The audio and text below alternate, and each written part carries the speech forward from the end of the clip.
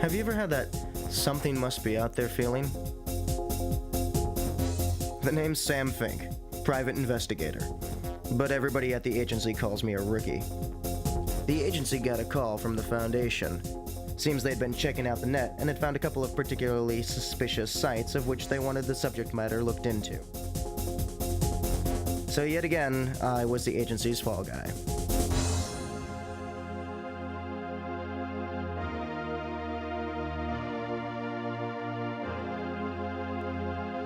So I found myself on a plane from LA to the middle of nowhere to visit a bunch of old stones in Wiltshire, England. My assignment was to investigate what the hell was going on around them. I was to go undercover as a video journalist.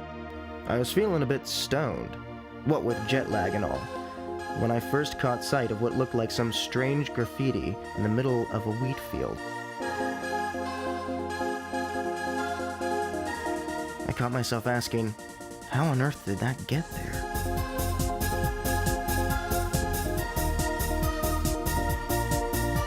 The sun was about to set behind the ancient man-made hill.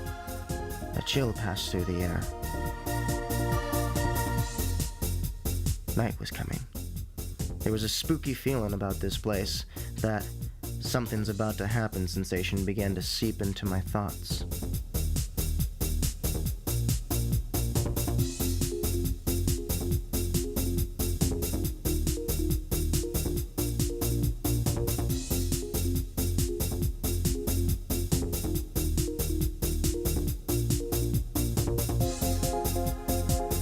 Morning came.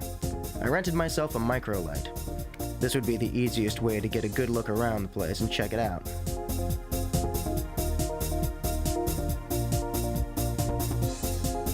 Something sure passed this way last night. Would you get a load of that?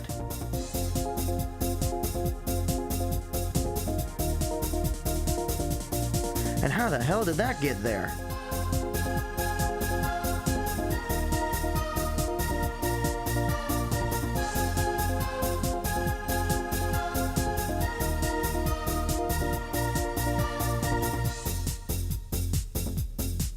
Now, I know I'm not alone around here, but I had this feeling like I was being watched.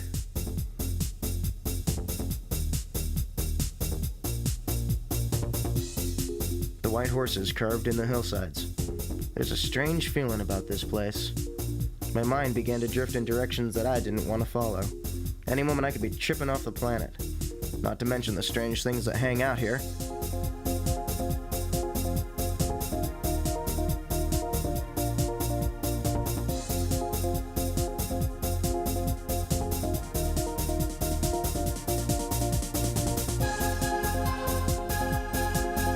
I caught sight of a couple of aliens who dropped in from another world, or so they told me.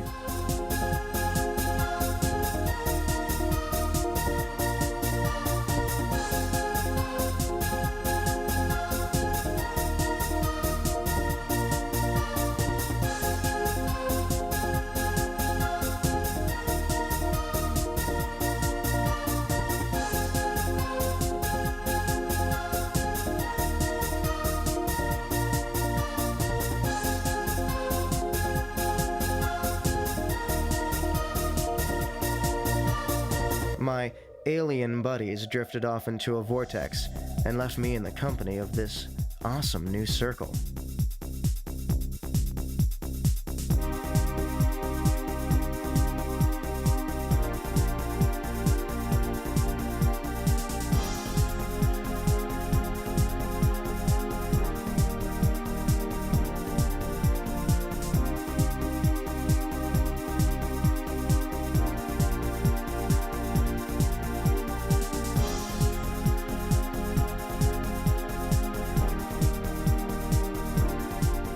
I caught sight of a guy waving some strange meter around in the middle of the circle. It's time I came out of my solitude to do some face-to-face inquiries. Yeah, well, what we're looking at here, this is the side of the circle. This is the field. A few feet over here to my left, we have the tram lines where the tractors come in to apply chemicals and things like that. And this is the actual formation itself, and as you can see, it's been laid down in a clockwise direction. I don't know exactly how big this circle is, perhaps 200, 300 feet across. It's a clockwise direction all around, and then there's these crescent shapes in the middle. And the real big mystery that people are always debating is, what is pushing this crop down? How is it done? Who's doing it? And why is it being done? And even at this point, we still don't know the answer to those questions, even about 15 years after this seemingly explosion of crop formations. I don't really see how it could be done in about 3 hours, because it's so precise, really. And if people think it's done with the flying machines, I don't know how that could be done either. But no, it's too accurate and it's too perfect. I don't think man could have done this, really, because we'd stuff it up, actually. I don't think we're that good. Well, no, I don't think so. It's definitely something beyond us. Well, something that we are, obviously, but no, it's not done by man. That's magic. I think that even if these crop circles are made by man, I think they're a very beautiful gift to give. It's just like the pure act of giving, and it reminds people of the land, really, and it's just a wonderful thing for people to stand up there and be able to see these things for nothing in a world where everything has a price, and they are very stunning, but I still like to think that the aliens did it. We're standing in it, so we don't really appreciate the design. The design, really, you can only sort of get a grasp on from the air. And okay, this one's 2 days old. Maybe someone will have already been over in an aircraft of some sort, and we'll have taken some aerial shots, and then eventually, fairly soon actually, these will be published on the web, and we can have a look at those, and then we can really, and then only then really, we can appreciate the amazing symmetry and design that's gone into this. Some of the designs are very, very complicated. We're talking about 194, 230 circles, all arranged with quite careful precision over a very, very large area, 500 foot from one end to the other. So it's a complex design, as I say, only appreciable from the air. A bit like Nazca planes, with these amazing designs that people have put out with stones. Yeah, from the air it's quite the best thing, but you even have to see them on the ground because of the lay, because of the details of the lay. It's very important to see the details on the ground itself, and in the connection with the aerial, this gives you a very good idea of what it is. Well, I mean, there's a wide range of theories, but personally I feel that yes, some people are making them, some very good, skillful individuals, but also there's definitely a genuine phenomenon intermingled with the actual hoaxes, or man-made, as I like to call them. But I believe that there's definitely an interaction happening between people and the actual shapes, the landscape itself, which is very important, I think. And some people tend to sort of see them as just purely, just purely sort of man-made sort of patterns, but they go deeper than that. There's a deeper connection with them. And that has to do with basically vibration and geometry, and how that affects the human mind, and also the landscape as well is also having an effect on people.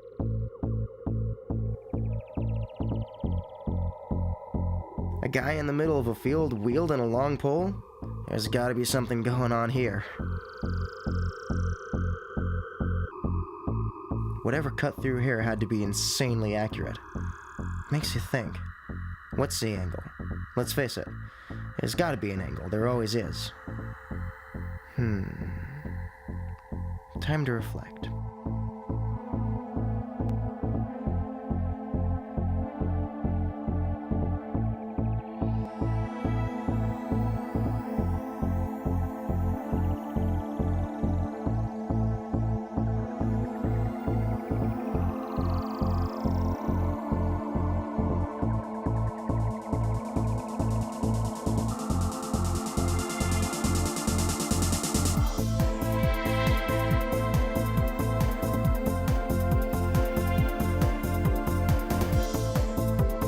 The kid seems to be onto something.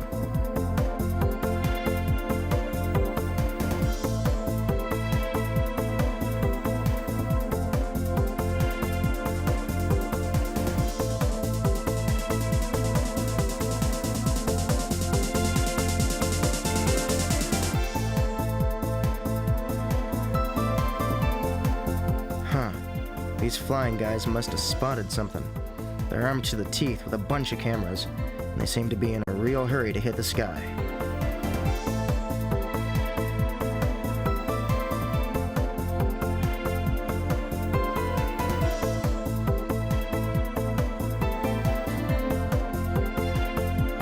That guy with all the cameras seemed to be trying to tell me something.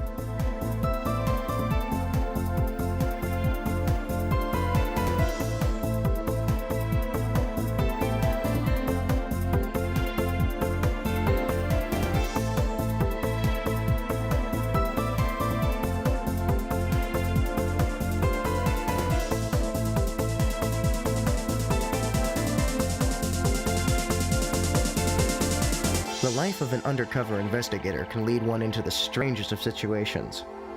But standing in the middle of this little airstrip, watching all these guys take to the sky, got my adrenaline going. It is time for me to get airborne again.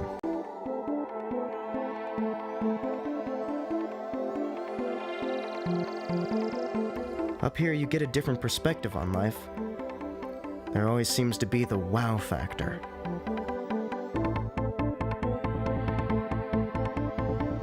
I had to get back down to the surface and lean on at least one of these microlight pilots. We are very sceptical ourselves. You look down on these things and they are beautiful pieces of art. Personally myself, that's where I leave it. I cannot explain all of them. I know some of them are hoaxes, and I can fly over some and see from the perspective of the air, you can see whether it's perfect or a little bit suspect. You come to the odd one and you just have to look at it and say, that wasn't there last night, and that is a fair few man hours to make, and you just stop there. Else we'd end up spending as much money as our crappies do flying our machines. I would say that a lot of the people that come here are from just about everywhere you can possibly think of. From Slovakia to Japan, we've had Chinese, we've had Australians, Americans, and a huge great wad of people from the continent. Germans, Swiss, Belgians, they seem to be quite severely affected by the crappie fever. Just about anywhere you can name, if we wait long enough, somebody will come and visit us from there. How they find this tiny little airfield, which is only advertised in the flying press, was a bit of a mystery for us to start with. But the Barge Inn, I believe, is the main centre of the universe for the crappies, and that is where all the information seems to get known about. I was going to have to step off into the abyss and take a visit to the Barge Inn. Turned out to be a pretty cool enough place, but it sure was in the middle of nowhere.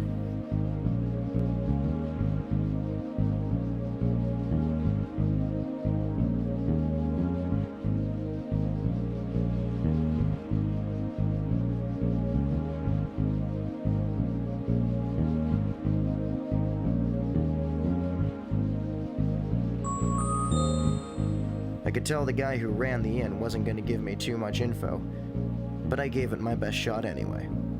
It is mystical, and I think it needs to remain that way.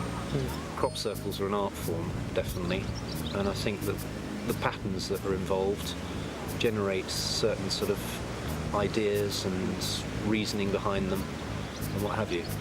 And obviously they're discussed in the pub. This must be the hangout for the experts.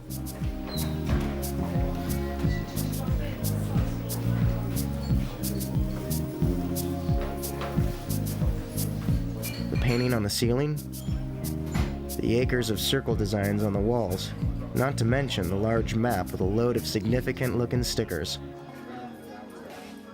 Something is definitely going on here. I began sniffing around the campsite behind the inn to see what I could dig up. How do you actually make the essence out of a crop circle? By going in there and tuning into whatever energies or dimensions that are there for our highest good.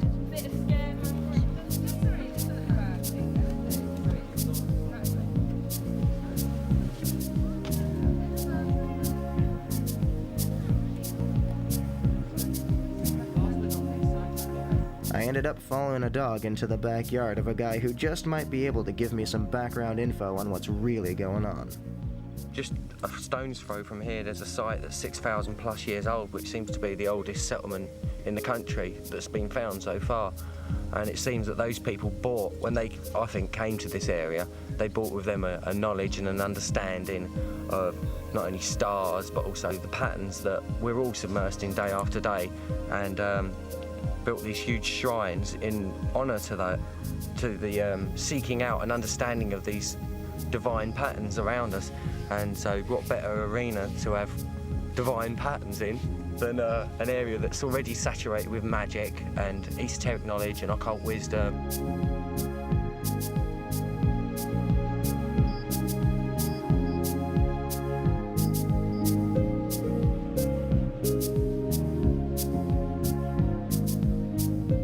From here on, it was just like traveling down the yellow brick road. I just let the camera roll. Amongst the Druid orders, there are as many factions of skeptics and worshippers of the phenomenon of crop circles as there are amongst the general public. And we sit and debate at length the mechanics and the rights and wrongs and the technology behind it and how it's built and how they're made and everything, you know. I'm a skeptic. I was there on Friday with the group. There were 6 of us, 3 male, 3 female, and all of us have done energy work before. And we went there. It was a vision quest, and we went there to focus and meditate. We put our intention, and mine was about that I wanted whatever I've been interacting with. I wanted it to manifest in some way. I said I don't really know how, but I was thinking more through me, or just to be consciously aware. And that night was very, very powerful and magical for all of us. And we'd had a fire, and we were talking about very all sorts of shamanic type things. And so in the morning, I think I was still in that receptive state, very open. And I just had this image come to me of the seed of life. Friday night, admittedly, we had several pints of Guinness. We were walking back from the pub, and there was definitely no crop circle in the field that was to my left as we walked back from the pub. Woke up Saturday morning, there was the crop circle. In conversation with some people in Avery who had spent the night in the grove above the crop circle, under various influences, praying for a crop circle, hoping to get beamed up maybe. You can't tell, can you? And there in the morning at dawn was the crop circle they'd ordered, even the same configuration they'd ordered, with 6 leaves. I thought I knew when I first came over, and I thought I had a good idea of how it was being done, and it seemed all very simple. But in fact, it's much more complex, and I think I know less now than I did then. Why do students bother to steal road cones and put them on their head? Because it's just a great laugh, isn't it? I mean, it's a whole industry, isn't it? They've just created this amazing industry by making shapes in crops, you know. I'd be hard pushed to believe that any supernatural force can tell the difference between barley and wheat when they choose to make their circles. There's an awful lot of sidelines go on it. Some of the local pubs have sort of conference on circles. You have a lot of helicopter flights going over, airplane flights going over. It's quite big business. I mean, but to the farmer, you know, we're the person whose crop has been destroyed. It makes it very difficult to harvest.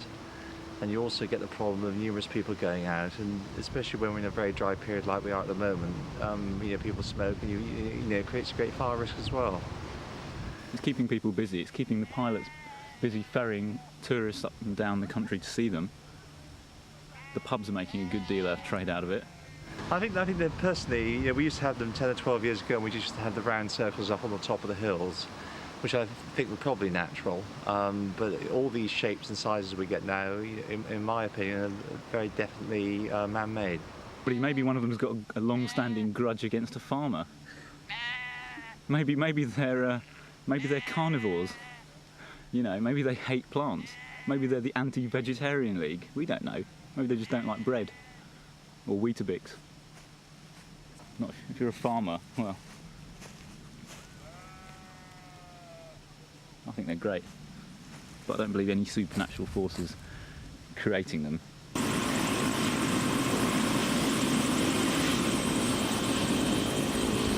I regard crop circles as really a form of art, and that really people, instead of using a canvas, they're using the cornfields of Wiltshire to display their designs, and they really are very beautiful, particularly when viewed from the air.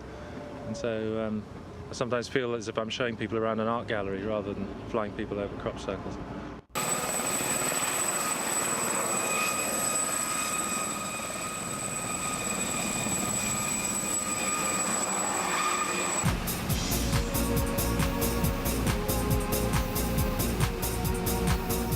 It's liftoff time again, in search of newly formed works on this ancient landscape. Let me tell you, we weren't disappointed. There they were, scattered like snowflakes across the landscape, each one with its own unique design.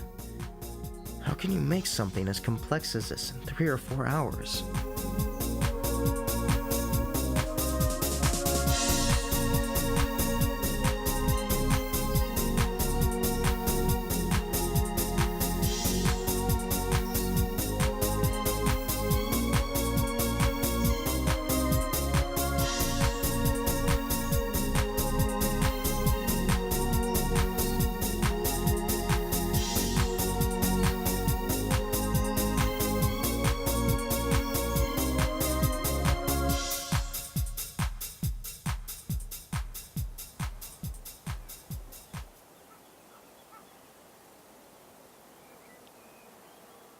I saw the homepage on the net, some crop circles homepage, and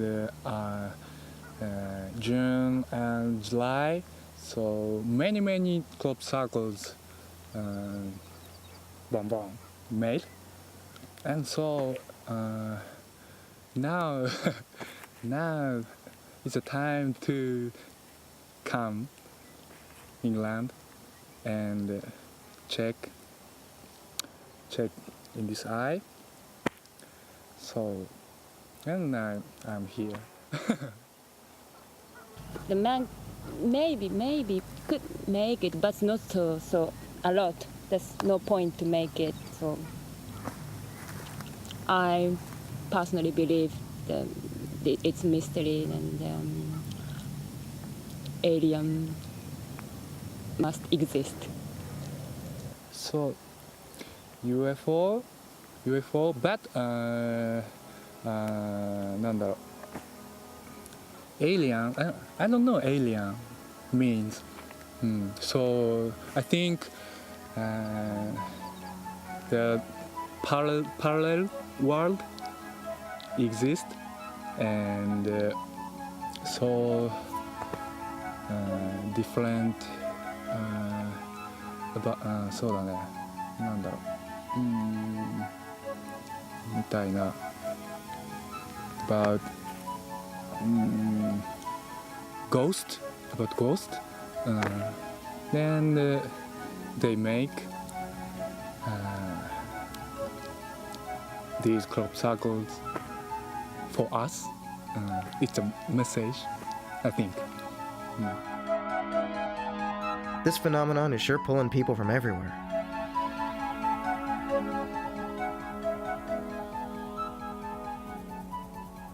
People are drawn, I think, to these things for whatever reason. People want to believe that there's something spiritual and something strange happening, and that there's that draws people.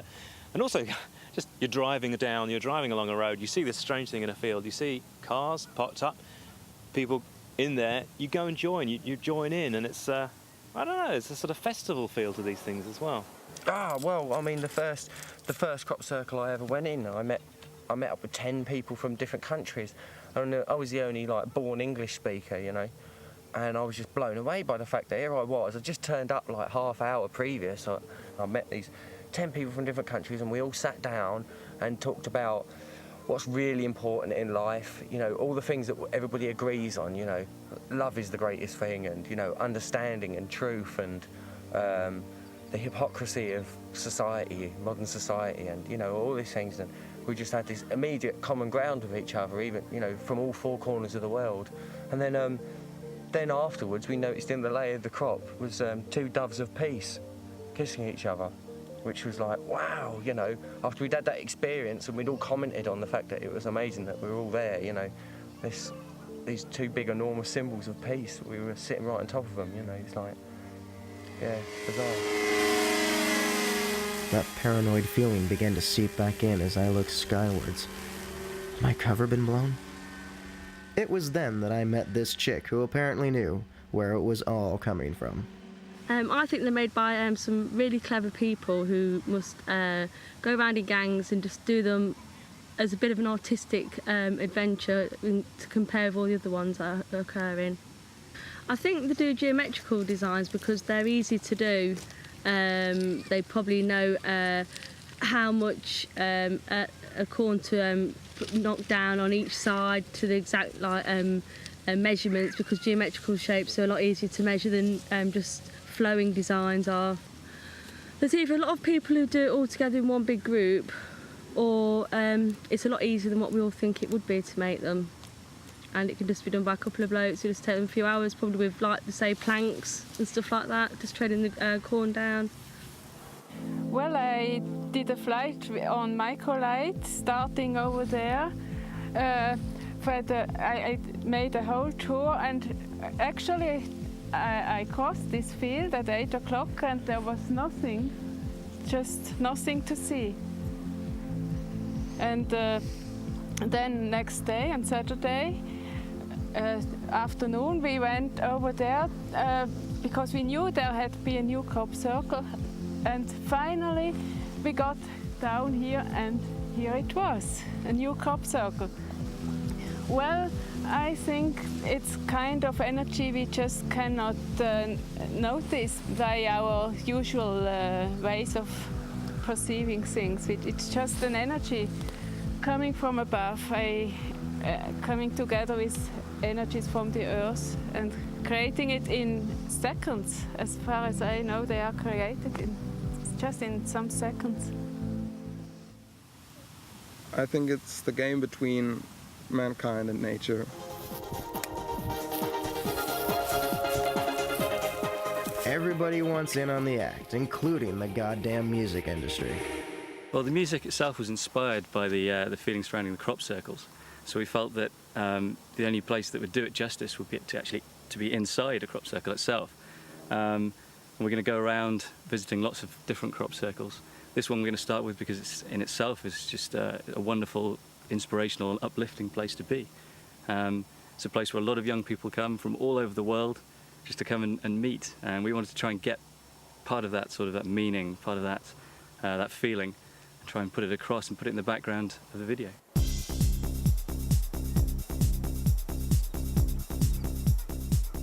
I had the feeling the tables had been turned, and now I was the one under surveillance.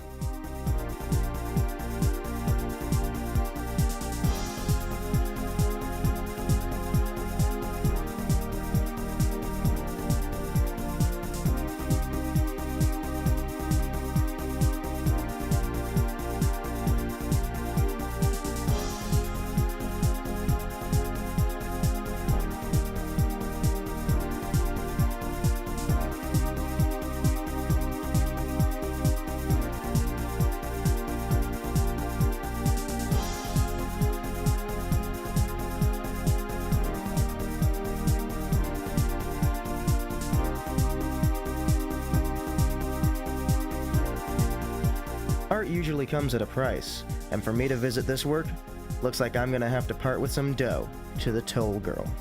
I've met some really fascinating people who have been very generous and, really understanding about us charging, which is nice actually. And a lot of Americans come. I've heard lots of different ideas about how they're made. The main one seems to be that it's energy from the earth, something like microwaves or ultrasound, being used in some sort of way by a superior being with superior knowledge to us, or something superior to the human race.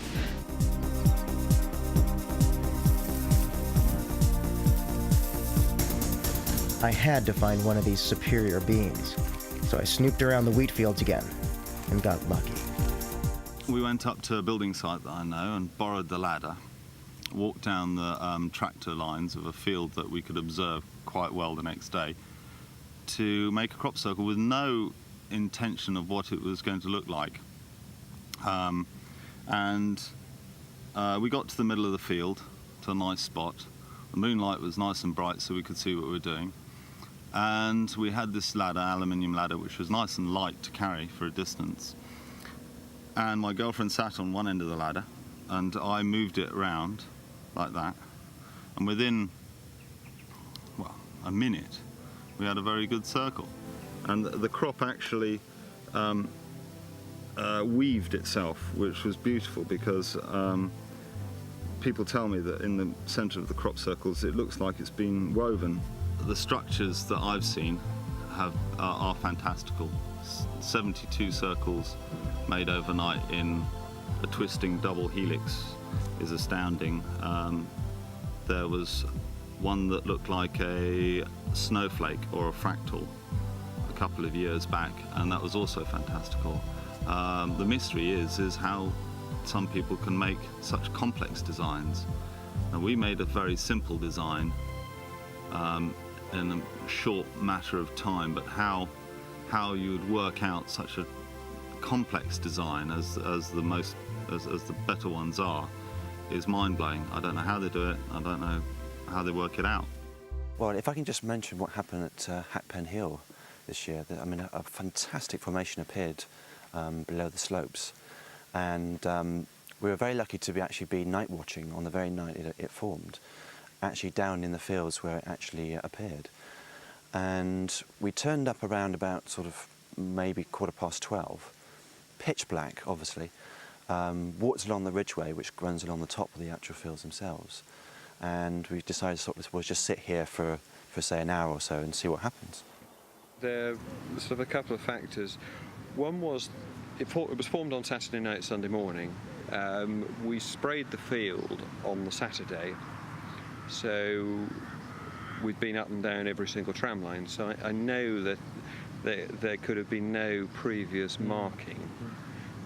Certainly one of the things I'd wondered if they were hoaxed, that people might spend a few evenings before planning it, sticking bamboo canes up or whatever to mark out. So, but to say it was sprayed on the Saturday, so that eliminates that as being an option. I also had somebody who was out wandering around in the evening looking for foxes adjacent to that field. So I know that there was no activity on there, and that was up till about midnight.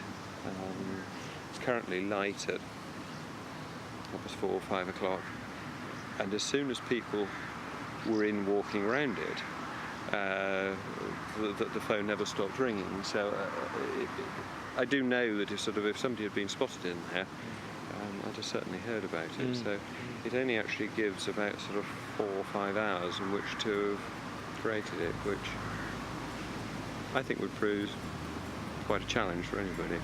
Now this is really bizarre because, you know, at 7 o'clock in the morning, here's this huge formation. So they had to, if anyone had to make it, they had to make it between the hours of, say, 1:30 and 4 o'clock. Now to me, that just seems impossible to actually produce in that amount of time. So here we are, we had a very unusual event that appeared on the very night that we actually were there. So unfortunately, we didn't sort of get to see what was actually going on down in the fields, but that formation had to be made within 3.5 hours, and I purely don't think it could have been made in that time. You would need an army of people to make that, and the organisation, I just think, is just beyond human sort of intervention. So I think that, you know, we have to be looking at something else, surely, you know, unless someone can come along and prove that they actually make it. But I think that's very doubtful, personally. This was the Hackpen Hill formation. It was really one of the best I've ever seen, and caused by this amazing geometry which you can't put into a field, because if you do it on paper, you have to rub out the helping lines again, and you can't do it in a field because if something is flattened once, you can't lift it up again. Yeah, and all the flow of it was really one of the best things I've ever seen. I got that stoned feeling again. It was then that a break came. I brushed into a guy from my hometown. I knew he would lay things on the line for me. I think there must be a link between the stone circles that are around here, especially Avebury, of course. But there are stone circles all over Britain, and when you look at them from the air, so many of them have the same mathematical proportions as crop circles. So what's going on here? Is it the Druids? We don't really know who built Stonehenge and Avebury, but it was the Romans reported the Druids were here when they arrived. There was no writing prior to that.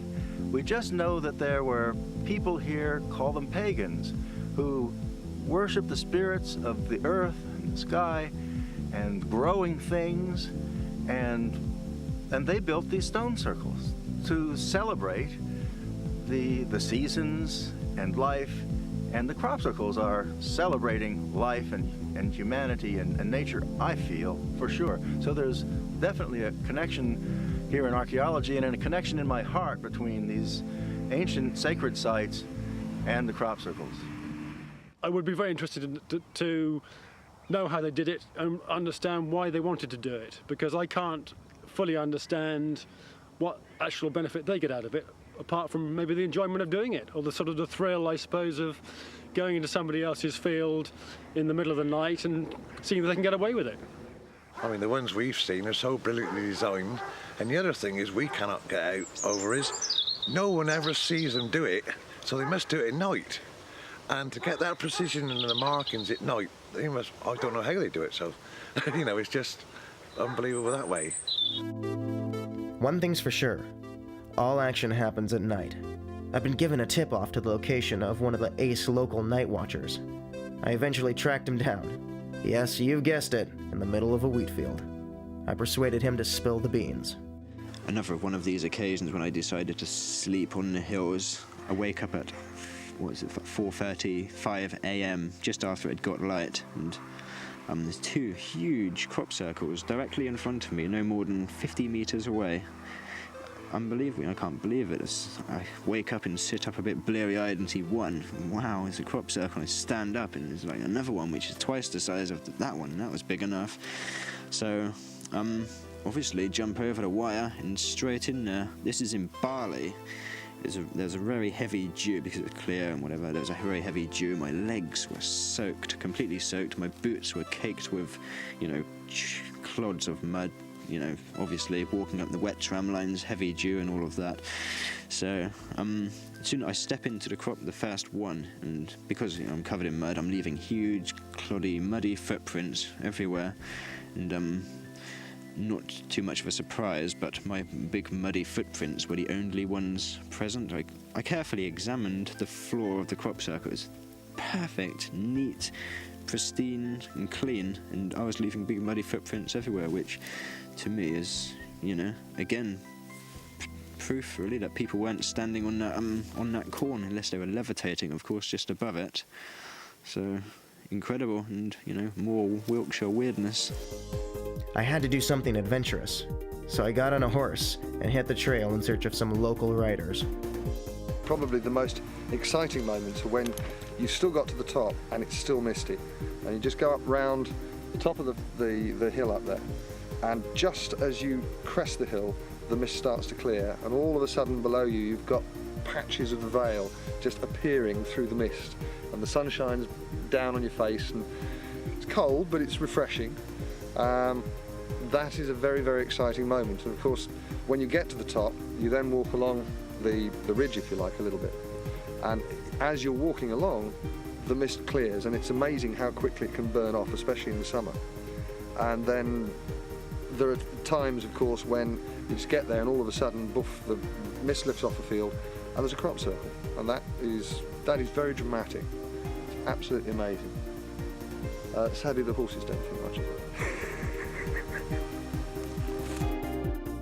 I had to grab one of these cowgirls and persuade her to get off her goddamn horse and give me the lowdown. They must have seen something suspicious out here riding around over the years. I saw a column of light. It was not either brighter at its base or at the sky, and it was not coming through the clouds. There was no specific reason for its shape. There was no noise anywhere on the downs. And there was just, as I say, a column of light through the sky to the ground. That was on a Thursday evening.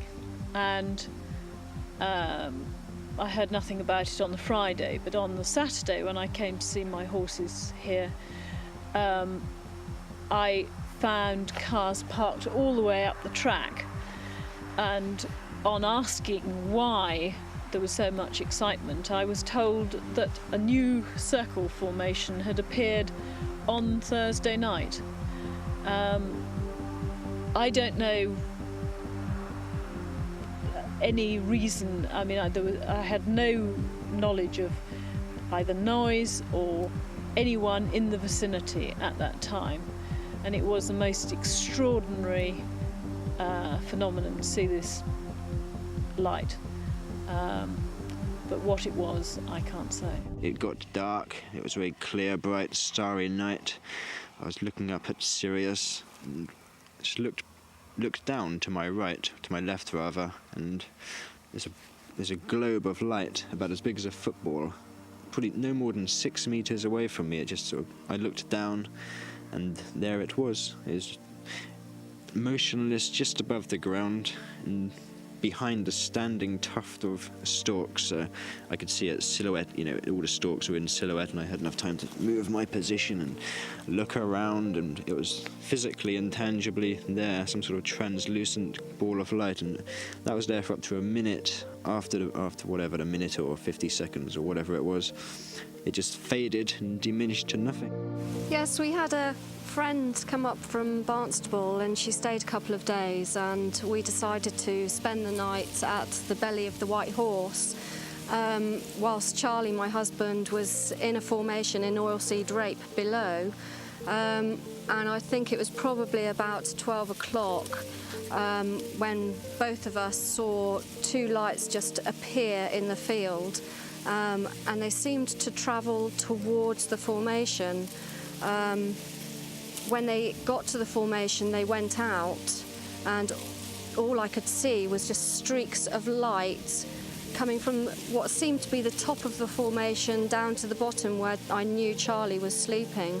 And it wasn't until the next day where we raced into the rape field to meet him, and he said, "My God, I just had the most amazing experience. You know, I had basically a close encounter with a ball of light." And I said, "Well, that's amazing, because we actually watched that light enter the field into the formation." Of course, people have always found, from anecdotal evidence, some of which I've experienced myself in the past week, that devices often fail in these circles. The batteries drain very quickly.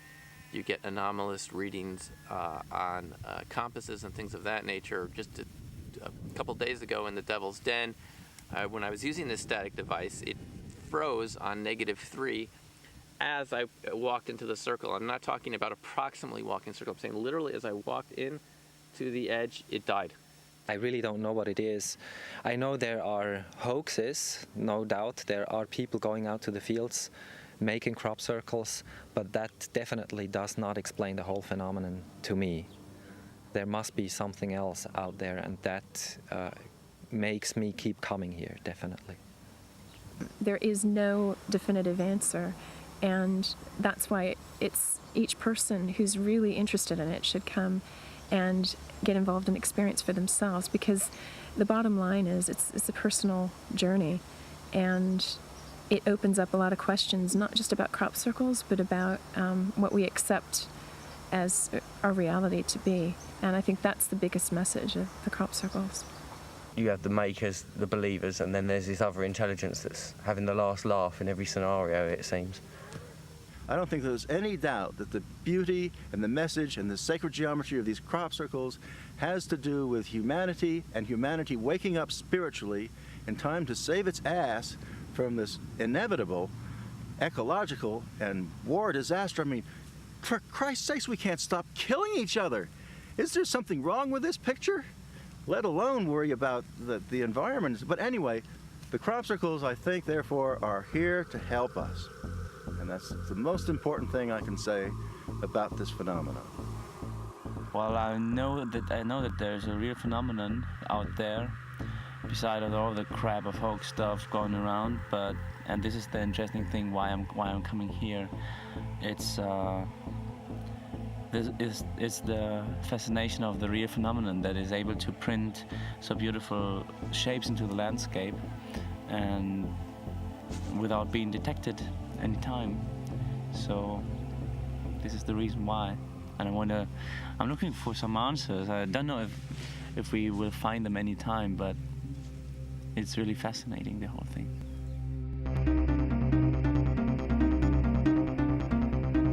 I felt like I was running out of time. Had to go for one last aerial surveillance. But this time, I began to get that uneasy feeling, like I wasn't exactly welcome up here. In fact, I got the distinct idea that someone was trying to get me to split the scene and head back to LA.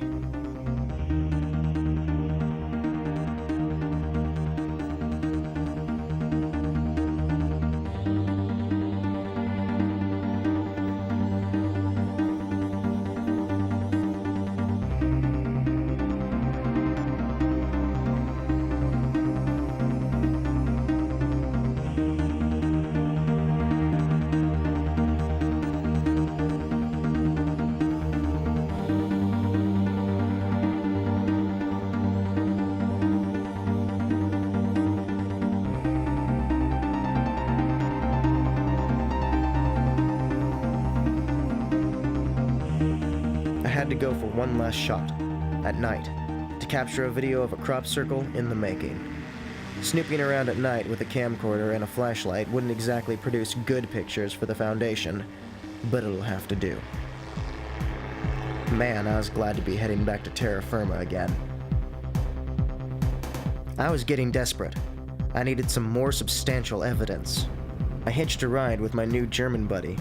He's one of the top night watchers who over many years has always been searching for that moment of creation.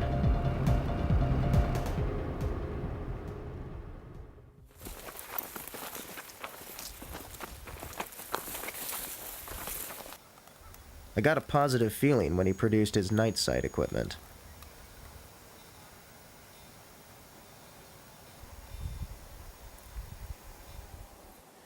Well, the reason why we go out that early in the morning at about 3 o'clock is to reduce the time of creation of a crop circle as much as possible, because if we know that a crop circle appeared in a very short time, let's say 1 or 2 hours, then we can put it into relation to its size and to the complexity of the geometry, for example. And this is very helpful for the analysis. The first thing is that we probably find the new formation very early in the morning, so we have this time maximum, or we see the field still empty and a few hours later somebody finds a new formation there, so then we have again the time maximum, and we know that it was formed in daytime or in light, in broad daylight. And the third possibility is that we probably catch hoaxes in the act, but this is not the reason why we are here. We're not hoax busters. We're here for the real phenomenon which we feel that is really out there. It wasn't long before I lost my night watcher buddy. He rushed into the darkness to investigate a sound he heard in a large field. Perhaps this time he'd get lucky. The night drifted by. It got cold and damp. My night watch seemed more and more like a bad idea. To my astonishment, there it was, in the morning light. A newly made circle right in the middle of a wheat field, just below me. It was almost like it had been put there just for me. I was hooked.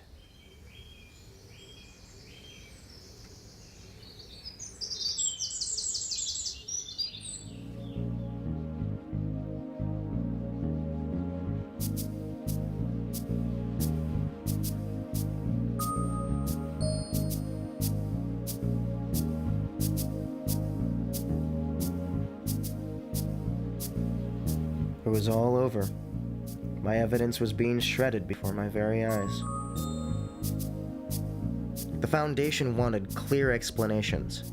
Man-made. But by whom? Alien-made. Where's the proof? I could see my fees and credibility drifting away before me.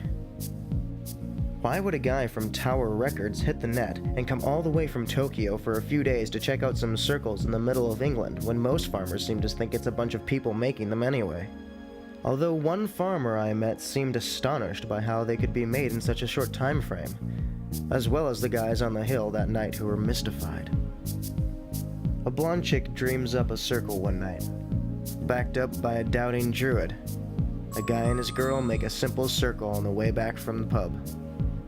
One thing's for sure, a load of people are making money off of calendars, books, conferences, photos, videos, air tours, not to mention the beer. But what about the makers? What do they get at all of this? Are there a load of Picassos out there just waiting to say, "Hi there, folks"? Suppose it could even be some kind of annual intergalactic art competition. Maybe we should just be saying, "Thanks, pals. Thanks for giving us something weird and wonderful to think about, bringing a bit of mystery back into our lives. Balls of light? Lights from the sky? Something's out there. We're in here. What's the angle? There's just gotta be an angle." It reminded me somewhat of our tenuous place on the surface of this planet.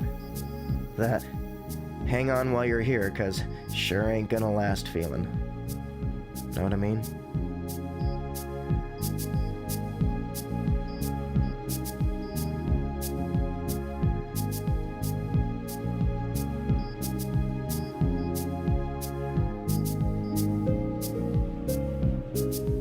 Ghosts in the fields of what once was and will never pass this way again. Like my memories of all those cool people I met on my quest for the Foundation.